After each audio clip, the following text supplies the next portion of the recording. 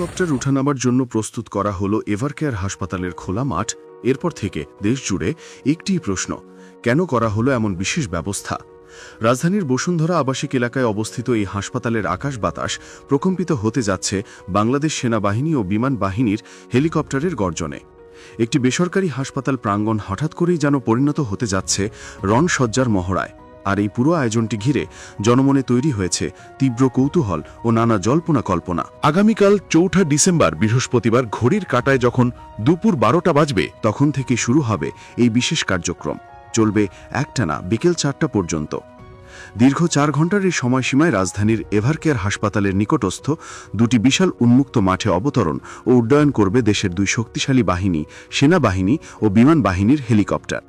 এটি পরিচালিত হবে রাষ্ট্রের অত্যন্ত গুরুত্বপূর্ণ নিরাপত্তা সংস্থা স্পেশাল সিকিউরিটি ফোর্স এসএসএফ-এর প্রোটোকলের আওতায়।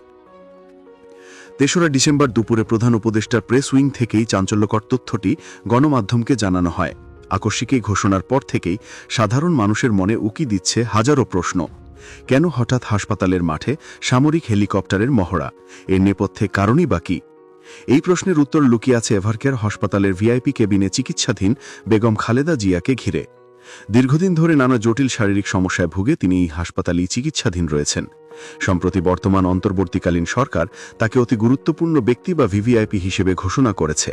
আর এই ঘোষণার পরপরই তার নিরাপত্তার দায়িত্বভার অর্পিত হয়েছে দেশের সবচেয়ে এলিট ফোর্স এসএসএফ-এর কাঁধে। নিরাপত্তা বিশ্লেষকদের মতে একজন ভিভিআইপি এবং এসএসএফ প্রোটেকশন পাওয়া ব্যক্তির জন্য জরুরি অবস্থায় আকাশপথে স্থানান্তরের ব্যবস্থা রাখাটা প্রোটোকলেরই অংশ। ধারণা করা হচ্ছে বৃহস্পতিবারের এই মহড়াটি মূলত বেগম খালেদা জিয়ার নিরাপত্তা ও জরুরি প্রয়োজনে তাকে স্থানান্তরের প্রস্তুতিরই একটি পরীক্ষামূলক ধাপ।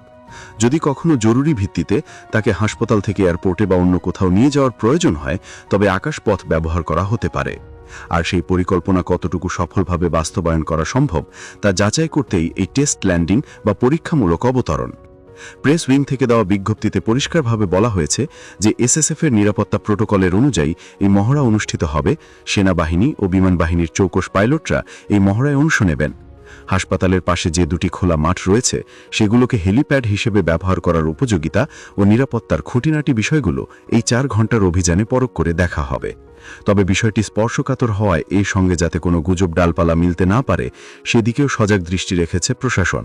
প্রেস উইংয়ের বার্তায় স্পষ্টভাবে উল্লেখ করা হয়েছে যে এটি নিতান্তই একটি পরীক্ষামূলক উড্ডয়ন ও অবতরণ কার্যক্রম। এ নিয়ে কোনো ধরনের অপপ্রচার, বিভ্রান্তি বা ভুল তথ্য ছড়ানো থেকে বিরত থাকার জন্য সকলের প্রতি অনুরোধ জানানো হয়েছে। সামাজিক যোগাযোগ মাধ্যমের এই যুগে সামান্য ঘটনাকেও অতিরঞ্জিত করে প্রচার করার প্রবণতা রয়েছে, তাই সরকার আগেভাগেই সতর্ক বার্তা উচ্চারণ করেছে। উল্লেখ্য, বেগম খালেদা জিয়া দীর্ঘদিন ক্ষমতার বাইরে থাকলেও দেশের রাজনীতিতে তার গুরুত্ব অপরিসীম। তার স্বাস্থ্যের অবস্থা এবং চিকিৎসার জন্য বিদেশে যাওয়ার বিষয়টি দীর্ঘদিন ধরে আলোচনার কেন্দ্রবিন্দুতে রয়েছে। এমন পরিস্থিতিতে তার হাসপাতালের পাশে সামরিক হেলিকপ্টারের মহড়া নিঃসন্দেহে এক ভিন্ন মাত্রা যোগ করেছে। সাধারণ মানুষের মনে প্রশ্ন জাগছে, তবে কি খুব শীঘ্রই তাকে চিকিৎসার জন্য বিদেশে নিয়ে যাওয়ার প্রক্রিয়া শুরু হচ্ছে, নাকি এটি কেবল রুটিন নিরাপত্তার অংশ? উত্তর যাই হোক, বৃহস্পতিবার দুপুর ১২টা থেকে বিকেল ৪টা পর্যন্ত এভারকেয়ার হাসপাতাল সংলগ্ন এলাকাটি যে কড়া নিরাপত্তার চাদরে ঢাকা থাকবে তা নিশ্চিত।